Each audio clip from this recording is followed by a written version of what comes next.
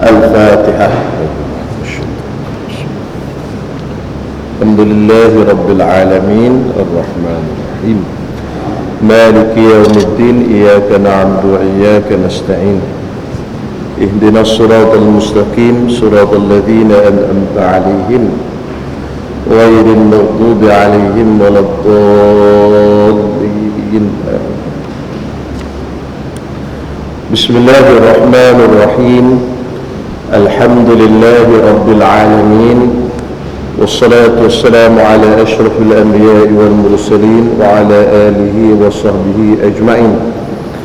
Allahumma aftah alaina futuhal arifin warzuqna fahman nabiyyin wa hifzal mursalin wa ilhamal malaikatil muqarrabin.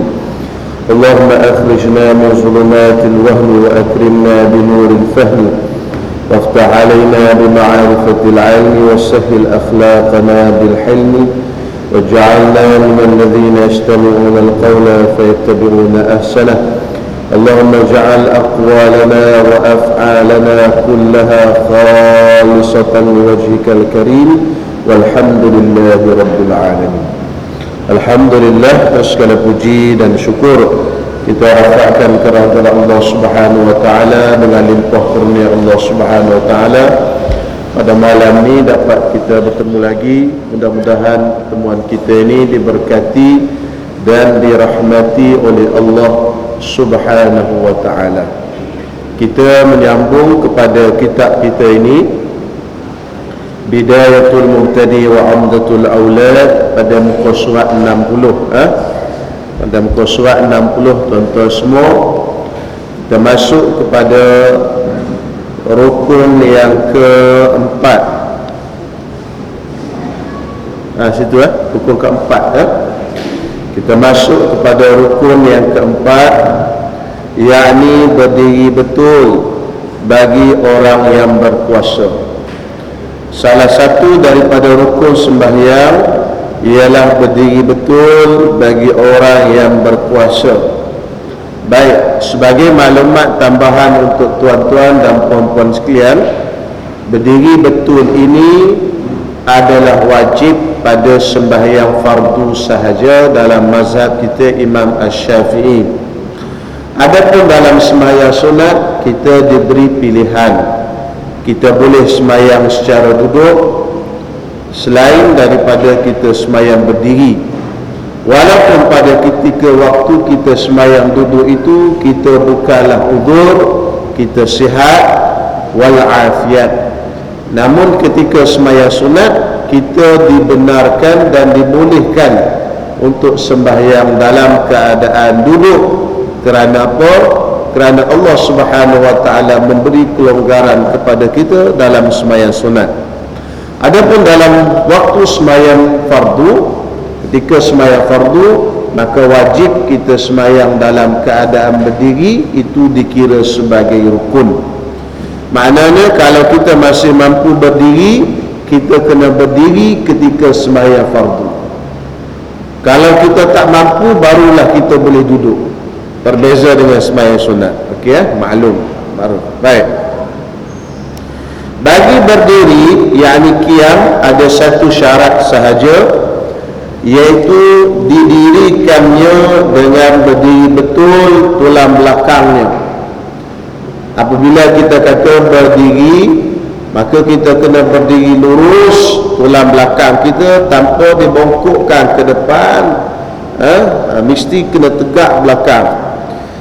Tiada lehernya, kerana disunatkan menundukkan sedikit kepalanya serta melihatkan kepada tempat sujudnya. Yang kita kena lurus ialah belakang, leher tak lurus. Kerana leher itu sunat kita bongkokkan sedikit untuk kita tundukkan kepala kita serta mata kita lihat kepada tempat sujud. Baik, sebagai contoh kita berdiri. Bila kita berdiri ini, kita berdiri begini, tangan kita qiyam dalam keadaan di atas pusat dan di bawah dada. Dan kalau mengikut dalam kitab Ihya Ulumuddin, kita pegang tangan ni, kita pegang dengan jari manis dan jari kelingking. Jari manis dengan jari kelingking kita pegang begini, dan dua jari ini diunjurkan ke atas lengan, begitu.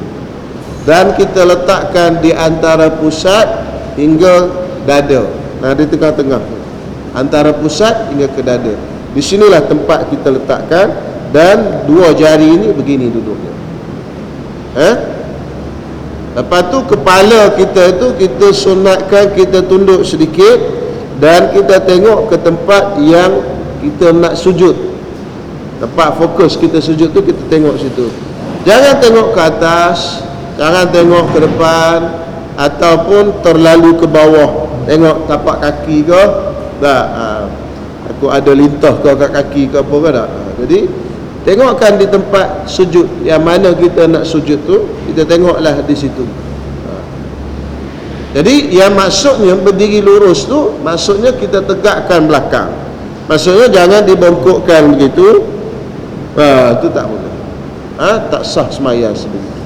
Tegakkan badan lurus, tangan gitu, dan cara pegangnya sebut dalam kitab Syairus Salikin, cara pegangnya begini. Walaupun ada sebagian ulama kata diletakkan di sebelah kiri. Ada pernah tengok orang sembahyang gini? Tapi ulama-ulama fiqh kita kata letak tengah-tengah. Tak payah letak sini. Pasal sini ni adalah setengah-setengah ulama kata gitu, tak apalah. Cuma kalau kita nak letak gini juga, pastikan kita kepit. Kalau sembahyang jemaah, kalau kita buka gitu, gaduh orang sebelah, oh ni apa hal ni? Jadi masalah pula. Jadi pastikan kita letak sini. Kerana setengah-setengah ulama sufi mereka mengatakan kita letakkan di belah kiri, kerana di belah kiri ini adalah hati kita, maka kita letakkan di kawasan hati kita. Pandangan mereka lah. Baik, oleh kerana itu kata dia, tidak mengapa ditundukkan sedikit kepala, tidak ada apa-apa masalah, tunduk sedikit. Yang penting belakang itu lurus, tegak gitu, jangan condong ke depan atau sengit dan sebagainya. Rukun sembahyang yang kelima, membaca Al-Fatihah, yakni surah Al-Fatihah, iaitu surah pertama daripada Al-Quran yang mengandungi 7 ayat kesemuanya. Jadi membaca Al-Fatihah rukun dalam mazhab kita Imam Asy-Syafi'i. Kerana apa? Kerana Nabi SAW kata, la salata liman lam yaqra' bi Fatihatil Kitab. Tidak sah sembahyang siapa tidak membaca surah Al-Fatihah. Maka wajib dibaca surah Al-Fatihah daripada awal sampai ke akhir, melainkan bagi makmum masbuk sahaja. Makmum apa? Makmum masbuk. Masbuk ni maksudnya dia tak sempat dengan tu imam, maka dia hanya wajib membaca surah Al-Fatihah sekadar mana yang dia sempat bersama dengan tu imam. Lain daripada makmum masbuk, dia kena wajib, apabila dia wajib sempurnakan surah Al-Fatihah daripada awal sampai ke akhir. Siapa selain daripada makmum masbuk? Pertama, orang sembahyang seorang, maka dia mesti baca Fatihah daripada awal sampai ke akhir. Yang kedua, makmum muwafiq. Muwafiq, dia kena sempurnakan Fatihah daripada awal sampai ke akhir. Apa itu makmum masbuk dan muwafiq? InsyaAllah kita akan jumpa di belakang nanti. Cuma tuan-tuan semua kena faham, apabila kita jadi makmum, kita terdiri daripada dua, sama ada kita ni muwafiq ataupun masbuk. Jadi kita kena kenal diri kita ni masbuk ke, kita ni muwafiq. Okey, baik. Kalau kita muwafiq, kita wajib baca Fatihah sampai habis. Tak boleh kita hilangkan satu ayat pun daripada Fatihah. Kalau kita masbuk, kita hanya sampai ke imam rukuk, kita rukuk. Tak wajib sempurnakan bacaan Al-Fatihah.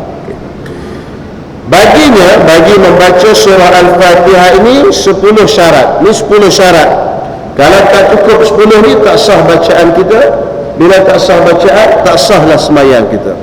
Yang pertama, ia hendaklah memeliharakan segala hurufnya, iaitu 142. Ada huruf Fatihah ni 142 huruf semuanya. Bagi bacaan yang memanjangkan alif, Maliki Yaumiddin. Kalau bacaan qiraat yang pendek, Maliki Yaumiddin, dia baca apa?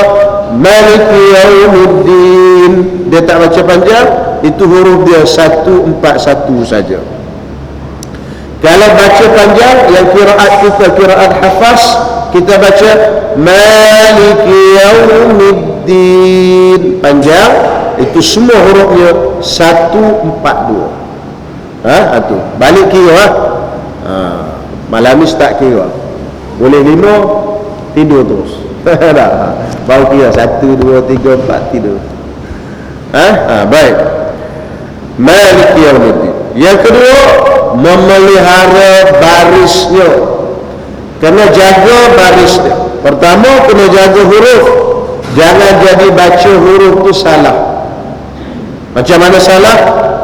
Sepatut huruf lain kita baca lain. Ihdinas siratal mustaqim, kita baca ihdinas dira, kan?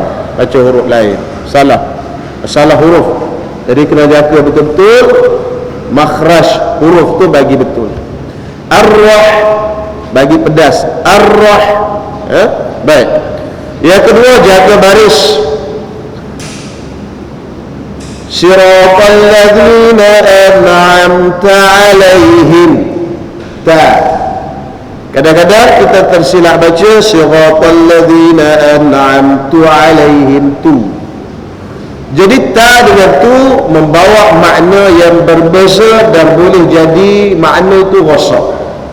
Sebagai contoh, siratal ladzina an'amta 'alaihim, ya Allah, tunjukilah kami jalan yang lurus, jalan orang-orang yang telah mendapat nikmat, yang kau berikan nikmat pada mereka.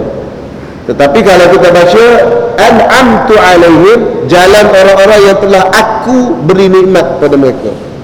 Bukan yang engkau beri nikmat, yang aku. Tu dengan tak, tu aku, tak engkau, ya Allah. Itu biasa. Jadi kena jaga baris, jangan jadi rosak baris. Sebut betul-betul Alhamdulillahi Rabbil Alamin. Jadi Fatihah aku kena baca betul-betul, ambil daripada Tok Guru. Tak? Boleh malam ni baca seorang-seorang? Boleh? Siapa nak baca dulu? Boleh? Berani kan? Tak berani? Tak berani, okey. Tak berani sudah. Yang ketiga, memeliharakan segala tasydid, iaitu 14 tasydidnya. Dalam Al-Fatihah ada 14 tasydid. Tu Bismil tasydid. Jangan Bismillah. Kan Bismillah tu tak ada tasydid. Bismillahirrahmanirrahim. Dalam Bismillah ada 3. Alhamdulillahi Rabbil Alamin, ada 1. Ar-Rahmanir-Rahim, ada 2. Maliki Yaumiddin, ada 1. Sini banyak salah, banyak tak beri tasydid. Iyyaka na'budu wa Iyyaka na'budu wa iyyaka nasta'in, ada 2. Ihdinas siratal mustaqim, ada 1. Ihdinas siratal ladzina an'amta 'alaihim, ada 1. Ghairil maghdubi 'alaihim waladdallin, ada 2. Kira semua tu jadi 14. Tasydid mesti cukup 14. Siapa yang huruf tasydid, dia tak baca tasydid, maka Fatihah dia tak sah, sembahyang dia tak sah. Kerana tasydid itu dia 2 huruf, mewakili 2 huruf.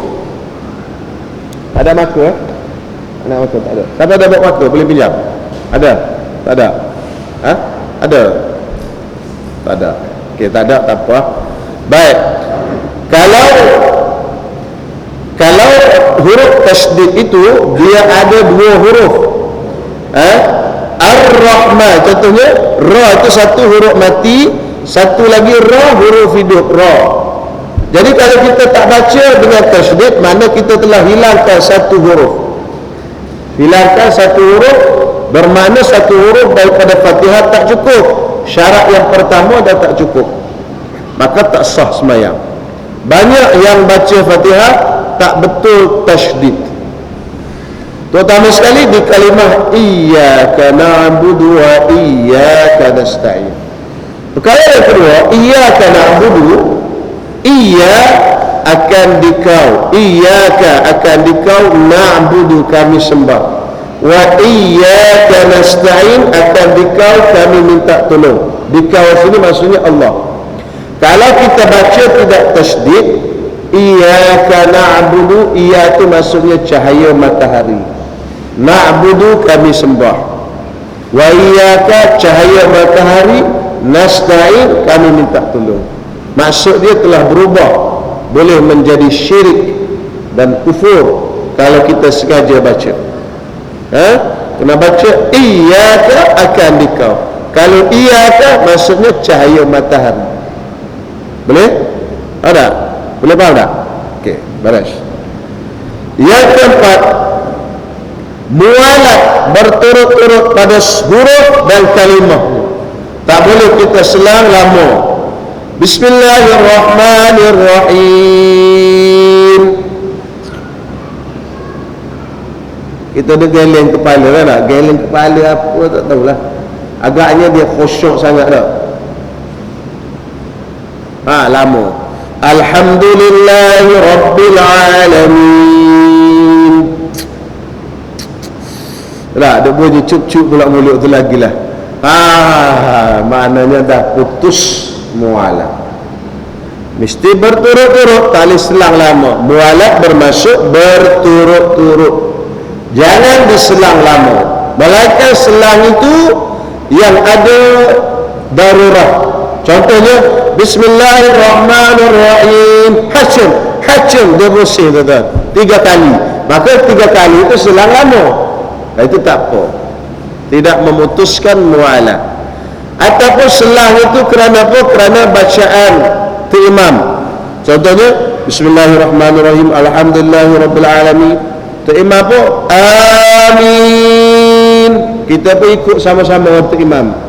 Alhamdulillahirabbil alamin tu imam, amin, kita pun berhenti sekejap. Amin sama-sama dengan tu imam. Lepas tu kita sambung balik boleh. Akan tetapi kalau kita putus mualat dengan sengaja, mesti kena start balik. Bismillahirrahmanirrahim. Tidur gitu, terlelap. Bukan tidur, terlelap. Kalau tidur batal sembahyang, terlelap. Pasal tidur batal sembahyang kan? Terlelap. Tersedar kita pun. Itu kena start balik. Pasal Fatihah tu telah batal kerana apa? Terputus mualat. Urutan dia tu terputus. Okey, baik. Yang kelima, tertib pada segala huruf dan kalimahnya. Tertib maksudnya ikut susunan. Tak boleh kita baca Bismillahirrahmanirrahim, iyyaka na'budu wa iyyaka nasta'in, ar-rahmanirrahim, ghairil maghdubi 'alaihim waladdallin, iyyaka na'budu wa iyyaka nasta'in. Tunggal terbalik. Mesti ikut tertib susunan, wajib.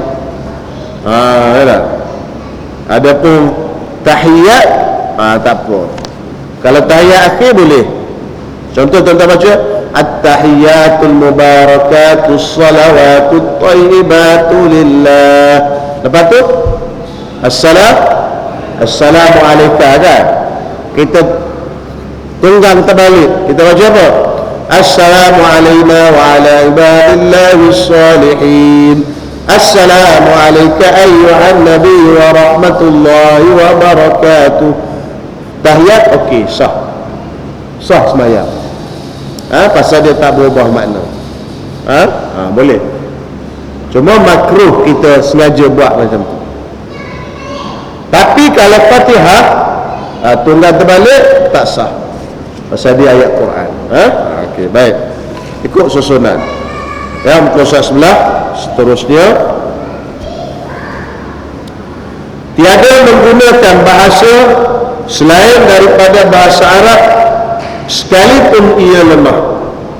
Dia lemah mana dia tak boleh baca, tak boleh guna bahasa lain. Contohnya dia tak boleh baca Fatihah, dia nak terjemah dengan nama Allah yang Maha apa? Dengan nama Allah yang Maha Pemurah lagi Maha Penyayang. Dia nak buat gitu, tak boleh. Mesti kena baca bahasa Arab. Kalau dia tak mampu bahasa Arab, dia kena ambil ayat surah lain yang dia boleh baca. Dia tak boleh baca Fatihah, tapi dia boleh baca Inna A'tayna atau Yasin. Dia boleh baca Yasin. Pasal hari Jumaat, tiap-tiap hari Jumaat dia selalu dengar Yasin. Dia boleh baca Yasin dulu. Pasal dia tak boleh kan, tapi sambil-sambil tu dia kena belajar lah. Dia pun baca Yasin. Bismillahirrahmanirrahim. Yasin wal Quranil Hakim. Okey, boleh. Baik, ayat surah lain pun dia tak boleh, maka dia kena berpindah kepada zikir yang lain. Zikir apa dia boleh? Subhanallah, alhamdulillah, wala ilaha illallah, wallahu akbar. Satu. Kena 7 zikir semua. La haula wala quwwata illa billahil aliyil azim. 2. Ayat Fatihah kan 7, kena 7 semua. Hasbunallah wa ni'mal wakil. 3. Astaghfirullahalazim. 4. Kan campur jadi 7 semua.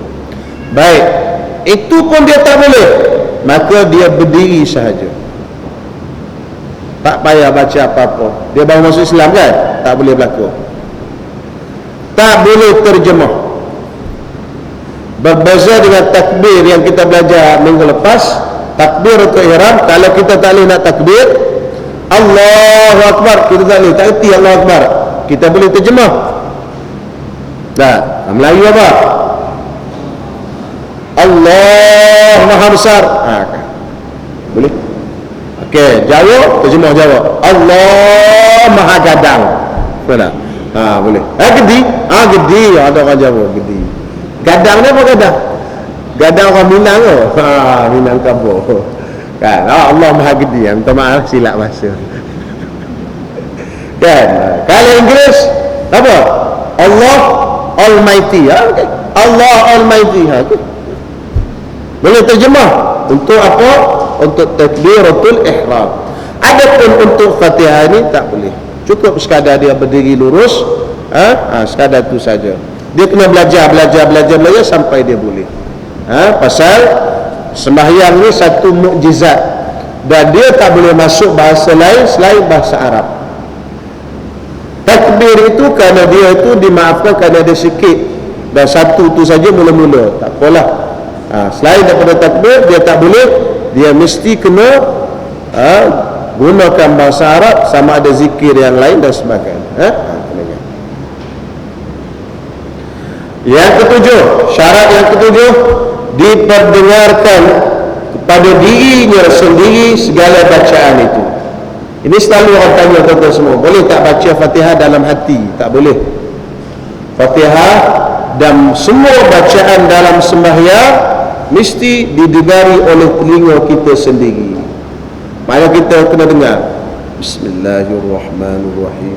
Kita kena dengar. Kalau kita tak dengar, tak sah. Kalau duduk kumat kami mulut tapi tak bunyi kat telinga, tak boleh. Banyak orang sembahyang gitu, diam kadang-kadang. Tak bunyi apa. Tak baca Fatihah kan? Baca dah, mana tak dengar apa?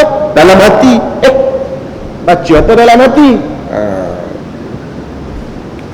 Mana dalilnya? Dalilnya Nabi SAW kata, la salata liman lam yaqra' bi Fatihatil Kitab. Tadi yang saya sebut tadi, tidak sah sembahyang siapa yang tidak baca surah Al-Fatihah.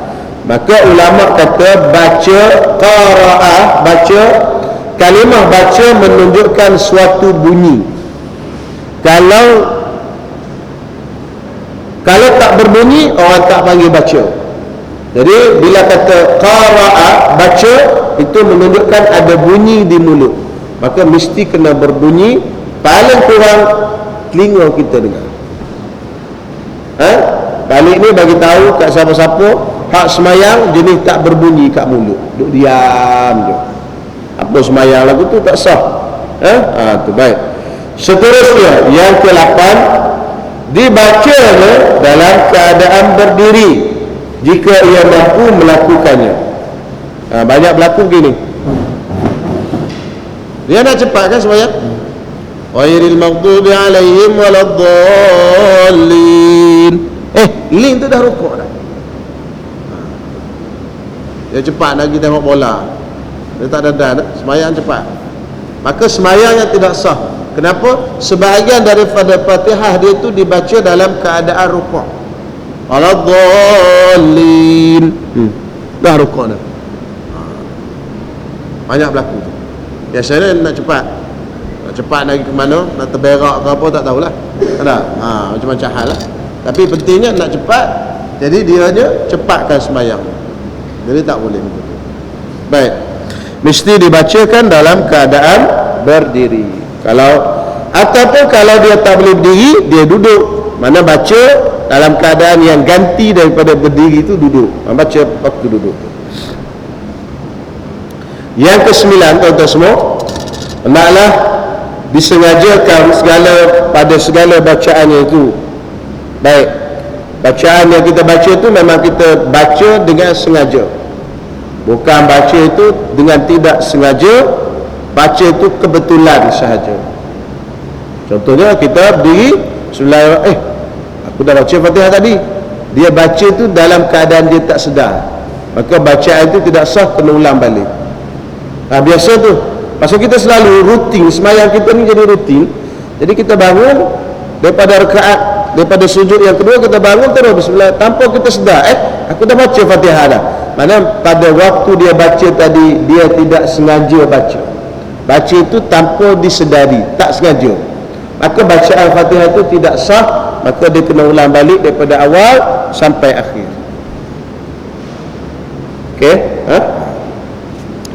Dan syarat yang ke-10, Fatihah itu dibaca dengan tartilnya, seperti dipanjangkan pada bacaan yang panjang dan dipendekkan pada bacaan yang pendek. Hak panjang kena panjang, hak pendek kena pendek. Ini kena faham. Melainkan kita ini belajar ilmu tajwid, kita belajar qiraat lain. Contoh dalam Maliki Yaumiddin, qiraat kita baca panjang, tiba-tiba dia baca qiraat lain. Qiraat ni cara baca Quran, dia pun baca qiraat lain, baca pendek. Itu tak apa, pasal dengan ilmu dia baca.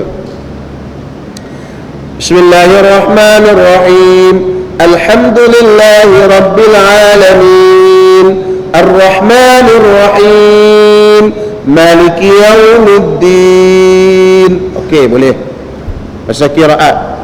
Tapi biasanya yang baca tu tidak qiraat, dia baca tu pasal dia tak betul. Alhamdulillahi rabbil alamin, pendek okey, baca tu tak betul, salah. Kalau ikut qiraat tak apa, walaupun bunyi macam salah, tapi dia semua betul. Macam contoh ada setengah qiraat, ihdinas siratal mustaqim, betul juga. Ihdinas siratal mustaqim, siratal ladzina an'amta alaihim ghairil maghdubi alaihim waladdallin. Hum ghairil maghdubi alaihim, kita kan dia ghairil maghdubi alaihim. Jadi makmum belakang pun amun, dah hum kan tadi, him amin, hum amun kan kata dia. Jadi itu qiraat sama juga. Bismillahirrahmanirrahim, wadduha wallaili idza saja. Okey, itu qiraat hafaz. Tapi dia nak baca yang lain, ikut ilmu qiraat lain, boleh? Wadduha wal laili idza saja. Itu qiraat saja je tu boleh. Tapi tak usahlah. Kalau kita jadi imam tak payahlah. Takut jadi riak pula. Tengok aku. Aku qiraat boleh. Aku jadi dah rosak hati pula. Nanti orang kata tu imam mana? Tu imam saja-saja tu. Kan bunyi je. Jadi baik baca yang biasa sudahlah. Aku kadang-kadang jadi tak betul di sini. Aku dah jadi nak menunjuk-nunjuk. Jadi jaga panjang dan pendek.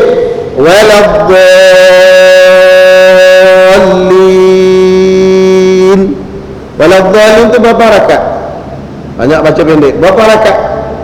6 mak lazim. Waladhdallin paling kurang 6. Tu jangan terlalu pendek. Okey, selesai. Rukun yang ke-5 iaitu rukun membaca Al-Fatihah. Seterusnya yang ke-6 rukuk. Rukun yang ke-6 adalah rukuk.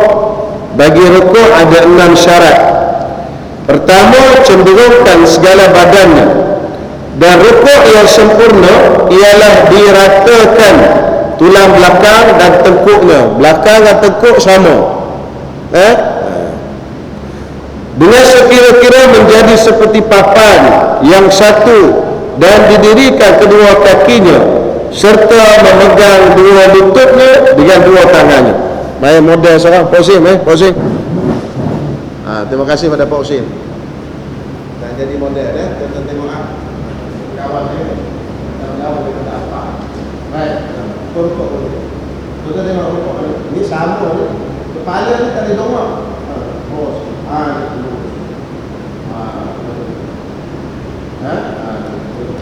Lutut pegang tangan kau. Ada. Aku tahu pegang lutut.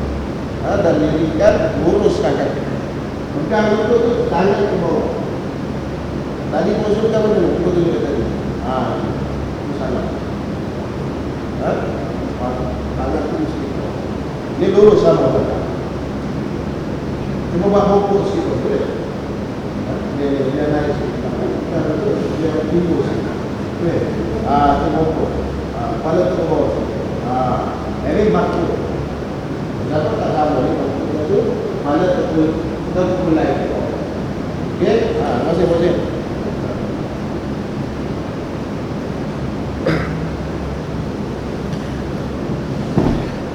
Jadi kita sunat bila kita sembahyang jadi macam papan yang satu. Macam tegak gitu. Lurus belakang kita. Itu sunnah Nabi sallallahu alaihi wasallam. Macam mana cara dia? Cara dia waktu kita turun tu kita dah start lentikkan belakang.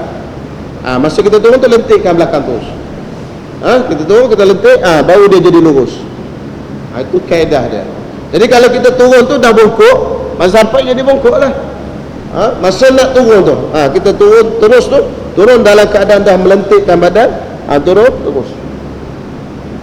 Waktu tangan pegang ni, pegang lutut, gitu. Dan jarang kata, jarang. Pasal apa? Pasal sunat jari kita ni menghadap ke arah kiblat. Mana kalau angkat depan kiblat. Jangan pusing dalam tu menghadap ke Sepanyol. Menghadap ke kiblat. Kemudian dia tegakkan apa benda, betis ni kena tegak. Tegakkan. Jangan kendur. Ada yang kendur tu. Itu sakit lutut pasal gaut. Itu tak apa.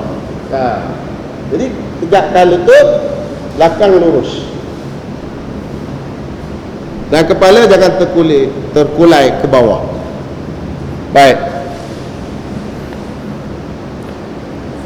Dan didirikan kedua kakinya serta memegang dua lututnya dengan dua tangannya. Baik.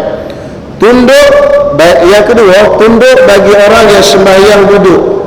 Sekira-kira dahinya berbetulan hadapan dua lututnya dan yang terlebih sempurna dahinya berbetulan tempat sujud. Okey, baik. Kalau kes kita sembahyang duduk,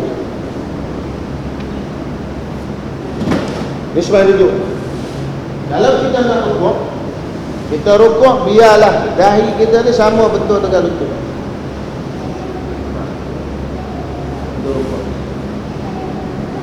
Yang lebih baik biarlah dia sama dengan tempat sujud depan. Itu yang terbaik. Itu kalau kita sembahyang duduk. Boleh? Mana kalau yang sekurang-kurang lutut dia rukuk, kalau sembahyang duduk ni dahi ni kena sama dengan lutut. Ini kalau lutut sama kan? Okey dah. Suah dah. Kita sembahyang duduk. Baik. Yang terbaiknya biar di dahi ini sama depan tempat sembahyang, apa tempat sujud. Jadi kita buat dulu. Itu rukuk, jadi kita sembahyang dulu. Ada soalan? Boleh. Kalau buat depan tu boleh, kalau buruk kecil, kalau buruk besar tak boleh. Tak lepas. Kalau tengah mengandung apa tak lepas Baik, seterusnya yang ketiga, mengisyaratkan dengan kepalanya bagi yang sembahyang berguling. Tak boleh nak guling kata ni. Tak boleh nak tunjuk. Sembahyang berguling maksud apa? Berbaring atas lambungnya, dan bagi orang yang terlentang atas belakangnya. Baik, kalau kita sembahyang mengiring, kita mengiring di atas lambung kanan ni, rusuk kanan, kita mengiring. Jadi bila kita rukuk, kita gerakkan kepala sikit. Isyarat dengan kepala. Okey, baik, itu selesai. Bagi orang yang lemah, mengisyaratkan dengan kepala, hendaklah diisyaratkan dengan kelopak matanya. Baik, contoh dia sembahyang terlentang gini, dia nak angkat kepala tak boleh, tak larat sangat, uzur, maka cukuplah isyarat dia untuk rukuk, dia kerlipkan kelopak mata tu. Sekali kira rukuk tu. Baik, habis. Yang kelima, segala rukun sembahyang dan segala sunatnya dilakukan di dalam hatinya. Tak boleh juga nak kerlipkan, tak boleh juga. Maka sembahyang itu rukuk apa semua dia ingat dalam hati je. Sembahyang isyarat dalam hati. Dia duduk terlentang, cuma dia ingat sembahyang. Mula-mula baca Fatihah, dia nak baca pun tak boleh, dia ingat je baca Fatihah, dia ingat dalam hati dia. Kemudian rukuk, dia ingat dalam hati dia. Kemudian sujud, ingatkan dalam hati. Maknanya apa maksud dia? Nombor 1 sampai nombor 5 ni maksud apa tuan-tuan semua?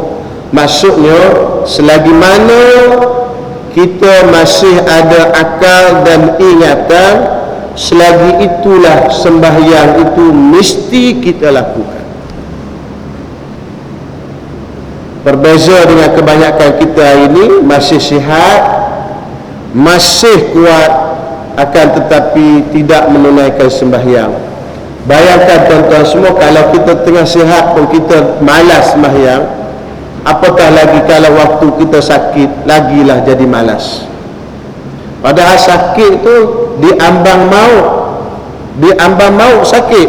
Maknanya sakit ni ialah jambatan di antara hidup dengan mati. Jambatan dia sakit. Nak pergi ke mati, biasanya orang lalui jambatan sakit. Tetapi berapa ramai orang yang sakit di hospital tapi dia tak semayang. Kenapa dia tak semayang? Kerana masa dia hidup, dia sihat dulu, dia tak semayang. Maka kalau sakit, lagilah dia tak larat nak semayang. Tetapi tuan-tuan semua, kalau kita masa kita sihat ni, kita semayang, bahkan kita bangun tiap-tiap malam qiyamul lail, waktu sakit pun bangun. Kerana itu Allah yarham Tok Guru Aziz tuan-tuan semua, dia qiyamul lail tiap-tiap malam, waktu dia sakit ke hospital pun dia boleh terjaga untuk qiyamul lail. Walaupun sekejap, terjaga waktu itu. Tuan-tuan semua, macam kita lah, biasa bangun pukul 4 pagi nak pergi kerja. Kadang-kadang hari tu kita tak tekan jam loceng kita, telefon kita tak setting, kita boleh terbangun pasal kita biasa bangun waktu tu. Jadi tuan-tuan semua, maknanya selagi ada akal, kita tak boleh tinggalkan sembahyang. Itu kena tanam dalam hati kita, malah macam mana pun kena semayang, paksa dan lawan diri kita. Nafsu kita tu memanglah dia kadang-kadang dia rasa Allah malahnya semayang dah, terutama sekali kalau dah lambat isyak ni kan. Isyak kalau tak semayang lagi waktu ni balik sekarang dah pukul 10.30. Aduh, tidur dulu lah sekejap. Dah mengantuk sangat, tidur dulu. Bangun sekarang lah semayang. Pukul 4 bunyi jam loceng, kreng bunyi. Sikit lagi tutup sikit lagi subuh. Lagu tu lah banyak tuan semua. Kita menawar dengan Allah Subhanahu Wa Taala. Padahal Allah Taala dah bagi masa lama. Pasal itulah ajarkan dan biasakan semayang di awal waktu. Masuk ke waktu, tinggal terus benda lain semayang. Kalau dia dah lambat, dia akan jadi makin malas tuan-tuan. Saya tahu, saya pun dulu-dulu kita pun pernah jadi budak-budak juga kan. Jadi malas semayang tu ada waktu tu. Time tengok cerita sedap. Ceritalah biasa TV lah. Allah, TV ni sungguhlah tuan-tuan semua. Tunggulah semayang syak. Tunggu dan pukul 10 baru habis TV. Baru nak semayang syak. Time tu dia start ngantuk lah, tidur dululah. Jadi ajar dan biasakan semayang di awal waktu. Dan yang terakhir, yang keenam, syarat dia yang keenam, hendaklah disengajakan tunduk bagi rukuknya. Baik, kalaulah dia tunduk tu tak sengaja, contohnya kan tengah-tengah sembahyang ada sakit lutut, tunduk tu rukuk. Itu tak jadi. Pasal apa? Pasal dia turun tadi apa? Dia turun kerana dia sakit lutut. Banyak gitu tuan-tuan semua. Kadang-kadang telefon bunyi, telefon kat bawah, sujud sama lah, kreng, bunyi telefon, dia pun turun tekan telefon kat bawah untuk silent kan, sambil rukuk tu tekan hujung tu turun. Maka tak sah rukuk macam tu. Pasal apa? Pasal dia turun tu bukan kerana dia nak rukuk, kerana dia nak buat benda lain. Dia sakit ke, dia terseliuh ke, ataupun sebagainya, ataupun dia terkejut. Dia tengok tiba-tiba dia rukuk tu, dia tengah rukuk, tengok depan ada ular seekor. Dia pun terkejut.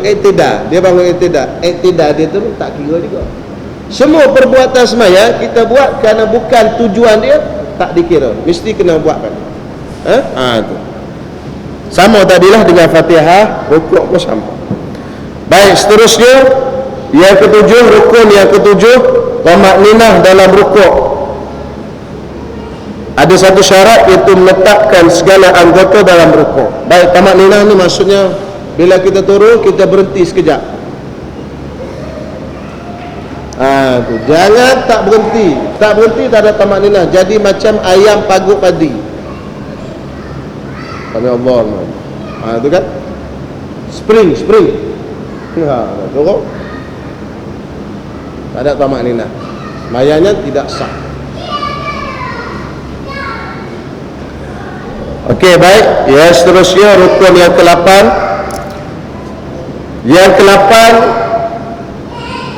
i'tidal. Apa makna i'tidal?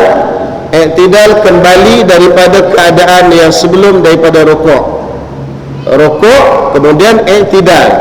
I'tidal itu maksudnya kita kembali daripada sebelum rukuk kita berdiri, kemudian kita rukuk, kembali kepada keadaan sebelum daripada rukuk, itu berdiri balik. Itu nama dia i'tidal. Baik, i'tidal itu ada 3 syarat. Pertama, berdiri betul seperti qiyam. Yang kedua, menyahajakan i'tidal tadi, macam saya sebut tadi, kalau dia turun tengok tiba-tiba ada ular kat depan, dia terkejut bangun, itu tidak sah i'tidalnya, kena buat balik. Yang ketiga, jangan dipanjangkan i'tidal melainkan pada qunut atau pada sembahyang tasbih. Tuan-tuan catat kat sebelah tu, dalam sembahyang ada 2 rukun yang pendek. Pertama, i'tidal. Yang kedua, duduk antara 2 sujud. Rukun yang pendek 2 ini tidak boleh dipanjangkan. Apa rukun pendek? Iktidal dan duduk antara dua sujud. Dua rukun ini adalah dinamakan rukun pendek. Dalam sembahyang ada 13 rukun semua kan? Rukun yang pendek ada dua, iaitu iktidal dan duduk antara dua sujud. Maka kedua-dua rukun ini tidak boleh dipanjangkan. Siapa yang memanjangkan dua rukun ini, maka dia jadi batal sembahyang dia. Melainkan pada waktu mana? Pada waktu baca kunut, itu boleh panjang. Waktu iktidal tu kita baca doa kunut, okey, boleh panjang. Tapi kalau waktu iktidal itu kita tak baca doa kunut, kita saja je memanjangkan, duduk berdiri je sampai 2-3 minit, maka batal sembahyang itu, kerana iktidal termasuk dalam rukun yang pendek. Kalau orang tanya tuan-tuan semua, apa rukun pendek dalam sembahyang? Ada dua, iktidal dan duduk antara dua sujud. Itu kena ingat, sembahyang tu kita punya, kita kena tahu benda ini. Semua tuan-tuan semua ni sembahyang, jadi tuan-tuan kena tahu dua benda ini. Antara benda yang kita kena tahu, rukun panjang dan rukun pendek. Hak lain semua rukun panjang belaka. Hak dua ni sahaja yang rukun pendek. Baik. Tetapi walaupun dia rukun pendek, dalam dua keadaan kita boleh panjangkan iktidal ini, iaitu pertamanya iaitu ketika baca doa kunut, yang keduanya ketika sembahyang sunat tasbih. Pernah sembahyang sunat tasbih kan? Masa iktidal kita baca berapa tasbih? 10 kan? Sembahyang tasbih lepas Fatihah kita baca tasbih, lepas Fatihah, lepas surah baca tasbih 15 kali. Dalam rukuk 10, dalam iktidal 10. Kalau sembahyang lain kita tak boleh panjangkan, pasal dia rukun pendek. Sembahyang tasbih boleh baca 10, kemudian sujud 10, duduk antara dua sujud 10, sujud lagi 10, kemudian sebelum bangun tu 10 lagi. Ada satu riwayat yang lain sembahyang tasbih sebelum bangun tu tak payah baca 10, tapi 10 tu dibaca sebelum baca Fatihah. Sebelum baca Fatihah 10, lepas baca Fatihah surah 15. Jadi yang masa duduk istirahat tu orang panggil duduk bengah. Orang belah sana panggil duduk bengah. Duduk istirahat tu tak payah baca dah 10. Lepas sujud kedua terus bangun. Dua riwayat sembahyang sunat tasbih. Jadi sembahyang sunat tasbih tu walaupun dia sepatutnya dalam waktu iktidal tu tak boleh baca yang panjang, tak boleh memanjangkan apa benda iktidal tadi, akan tetapi dalam sunat tasbih boleh dipanjangkan iktidal. Kerana apa? Kerana dia adalah sembahyang khas. Sembahyang khas.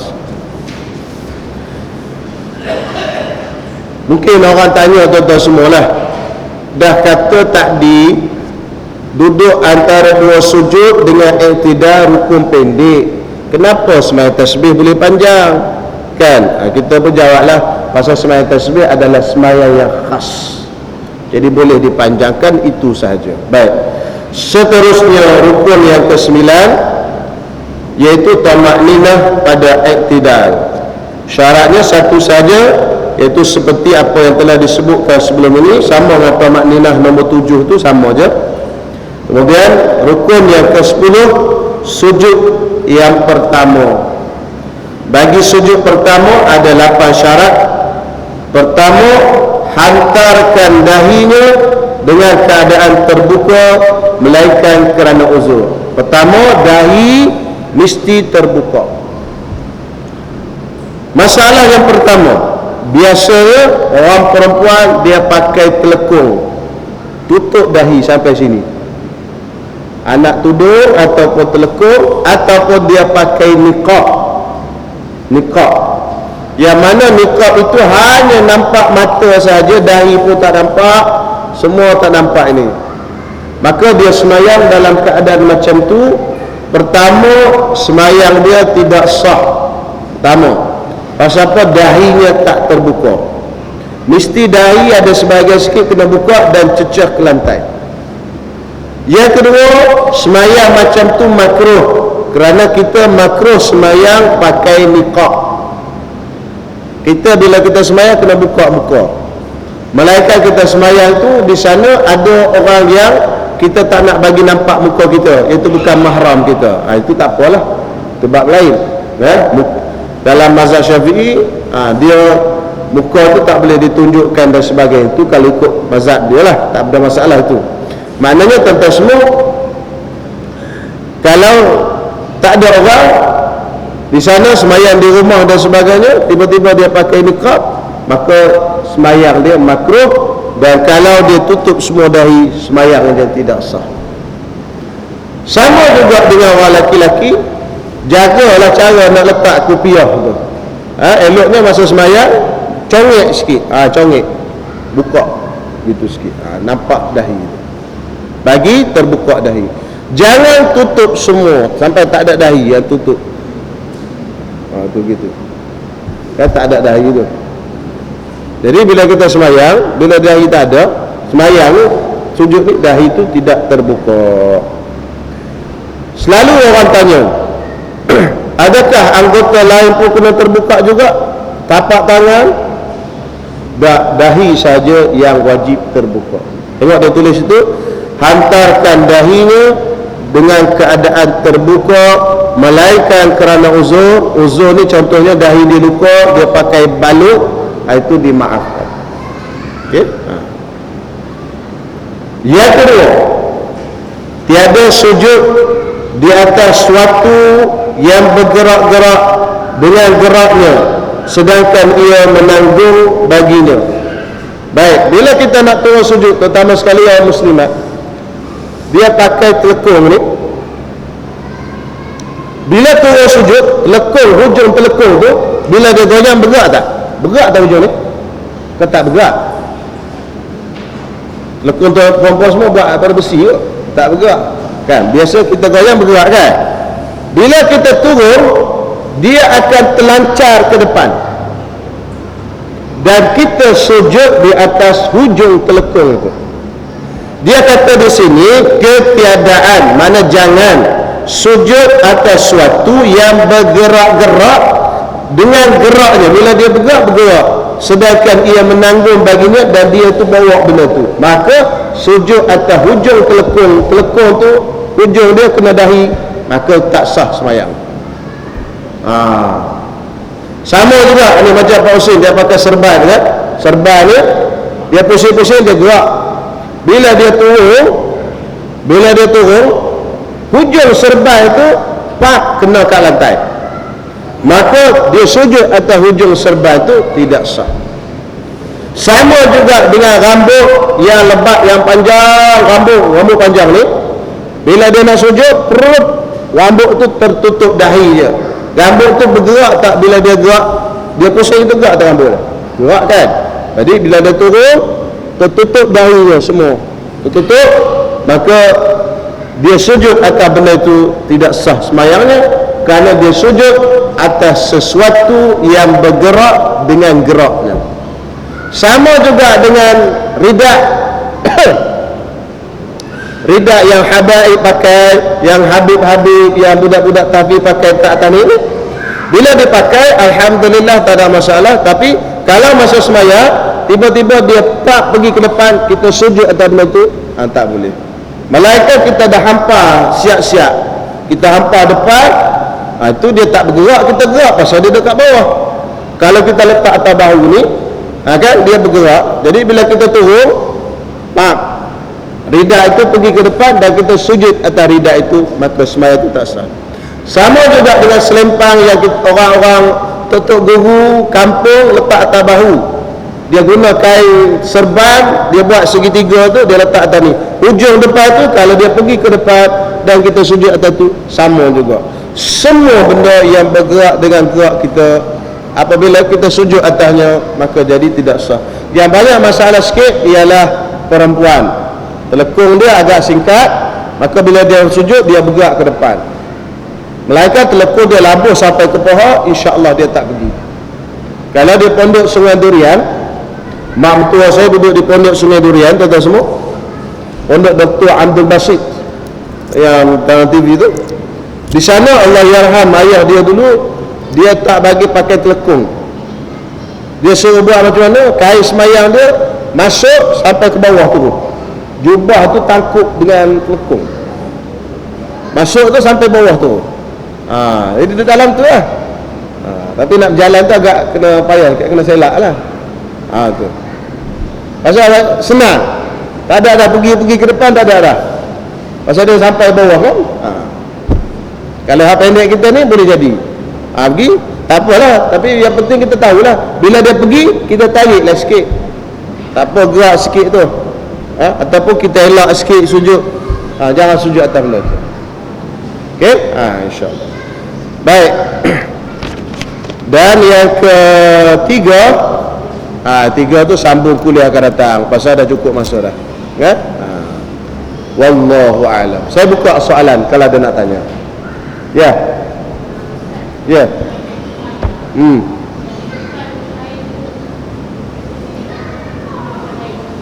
Kain siapa?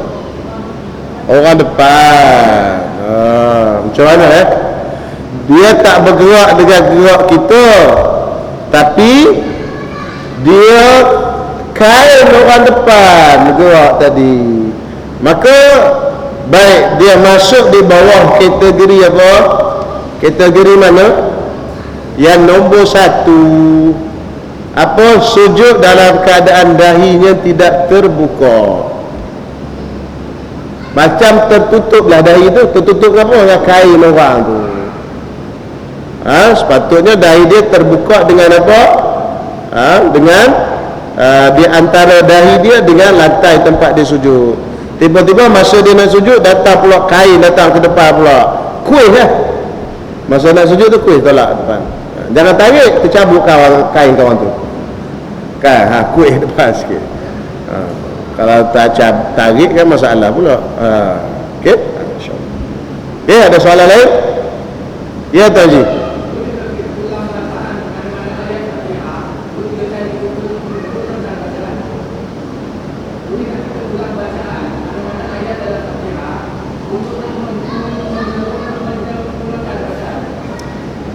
Sebenarnya bacaan dalam Fatihah itu dibaca satu kali sahaja. Bila kita ulang, dia masuk dalam bab waswas. Waswas itu masuk dalam syaitan, dipermain-main oleh syaitan. Melainkan memang betul bacaan kita yang pertama itu tak betul. Contoh kita baca iya, kan patutnya, tapi kita tak ada tasdid. Iyyaka na'budu. Tak betul. Iyyaka na'budu wa iyyaka nasta'in. Tak betul. Okey tak payah ulang lagi. Pasal bila kita ulang, dia masuk dalam bab waswas. Waswas samalah macam niat sembahyang, usalli. Waswas ini benda yang tidak elok kerana kita telah dipermainkan oleh syaitan. Tak payah ulang. Kalau dah betul, cukup dah. Betul tajwid, betul apa, tak apa. Jangan ikut apa yang disebut oleh syaitan. Syaitan kata ulang lagi. Tak betul tu, tak betul. Dah. Apa kalau syaitan cakap begitu, kita nak jawab apa? Betul dah. Kata gitu. Tapi cakap dalam hatilah. Jangan cakap kat mulut gitu. Pasal syaitan ni tuan-tuan semua dia akan datang. Sehingga kan Nabi sebut dia akan datang ke punggung kita. Dia buat kita rasa nak terkentut. Dah terkentut rasa dah kentut dah. Nabi kata jangan berhenti sembahyang. Sehingga kan apa? Sehingga kan cium bau atau dengar bunyi. Maksud syaitan tu memang kerja dia. Kerja kita buat ibadat ke Allah Ta'ala. Kerja dia ganggu ibadat kita. Jadi kita tak boleh nak cakap dah. Kalau dia ganggu, kita cakap ganggu lah. Sudah. Pasal tu dia ada kerja dia. Masing-masing ada kerja. Jadi tak payah ulang-ulang. Kerana bila kita biasakan mengulang, lama-lama dia akan jadi was-was. Jadi kalau dah betul, teruskan jalan saja. Kerana tidak diriwayatkan Nabi SAW mengulang-ulang dah. Ya.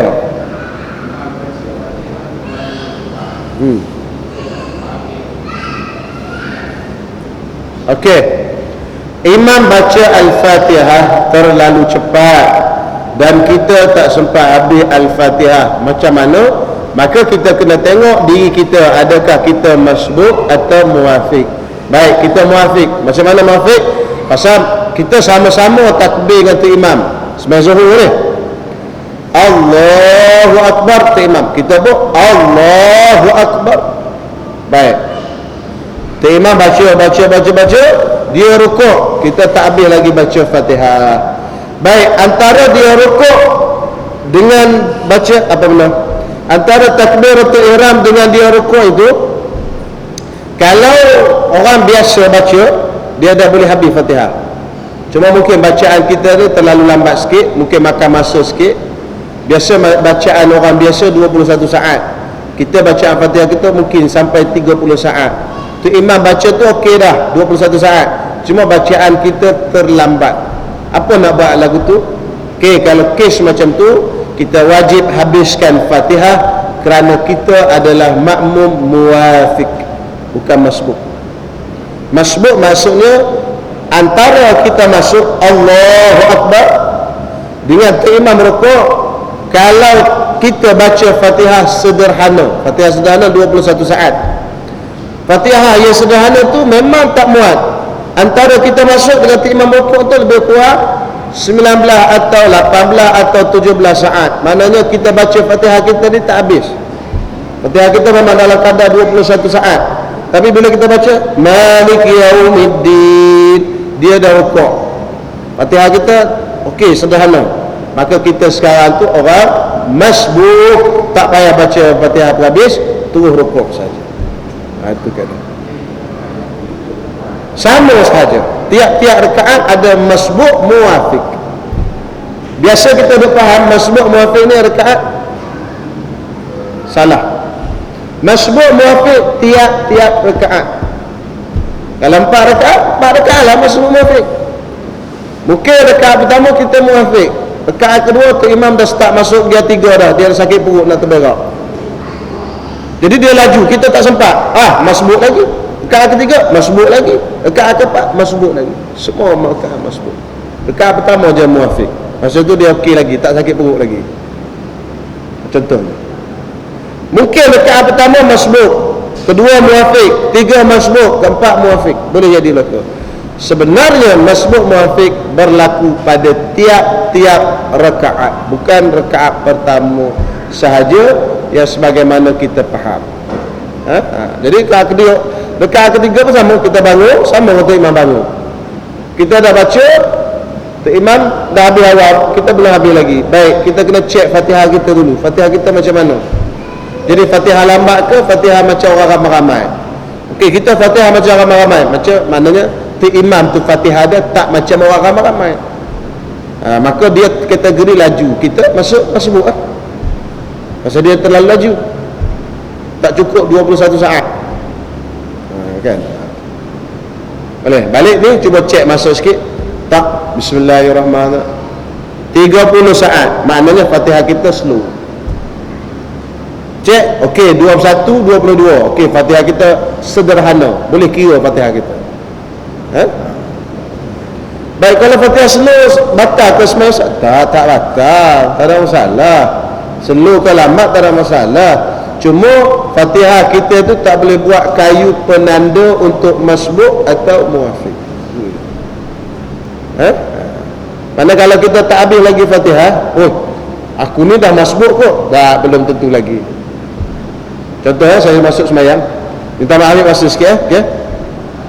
Saya masuk sembahyang, tu imam depan, Allahu Akbar, Bismillahirrahmanirrahim. Saya jenis baca macam tu, Alhamdulillahi Rabbil Alamin, Ar-Rahmanirrahim. Tu imam pun rukuk, Allahu Akbar. Baik, di antara Bismillah sampai Ar-Rahmanirrahim, kalau orang lain baca dah boleh habis Fatihah dah, tapi saya baca tak boleh habis pasal bacaan saya slow. Saya sekarang orang apa?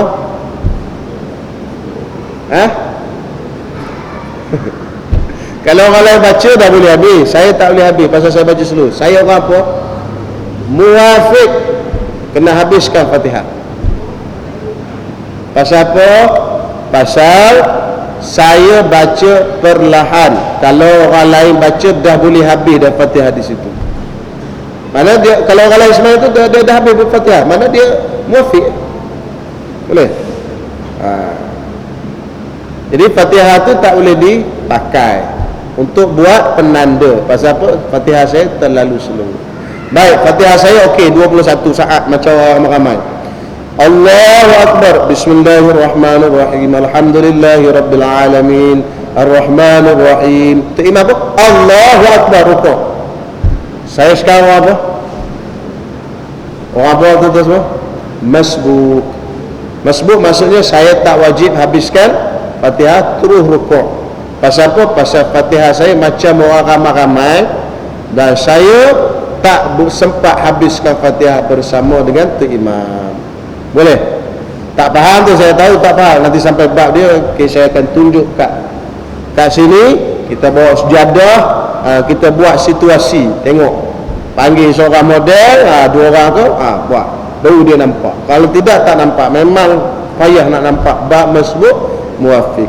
InsyaAllah sampai bab dia, InsyaAllah saya akan tunjuk dengan jelas dan detail. Malam ni cuma cerita untuk jawab soalan dia. Jadi sampai waktunya kita buat model, baru nampak masuk macam mana. Pasal memang ramai orang keliru bab masbuk dan muafiq ni, tak apa jelas. InsyaAllah. Okay, ada soalan lain? Ya.